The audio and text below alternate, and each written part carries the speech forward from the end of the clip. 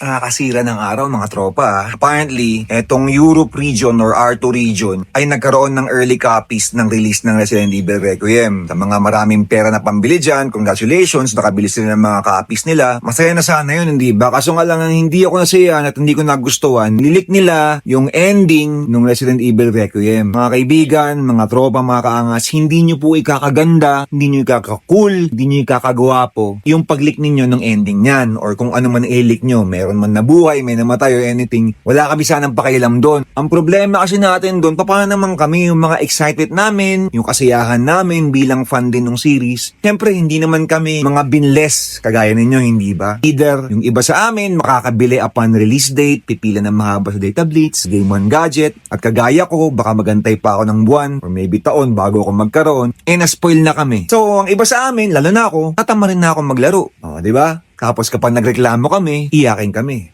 Wow. That's the way of the world, hindi ba? Pero seryoso, sana iwas-iwasan natin ng gano'n mga tropa. Pero alam ko naman, karamihan ng mga nakafollow sa akin dito sa social media, sa mga kaangas kong tunay dyan, at sa mga tunay na Resident Evil fans ay hindi gagawin yan. Agree ba kayo sa akin? O siya pa paano? Yun lang. Sana walang mang-i-spoil Kung natapos na ninyo, congratulations, tapusin nyo i-platinum nyo. Pero wag na wag ninyo kung itatag sa kahit anong spoiler. Alright?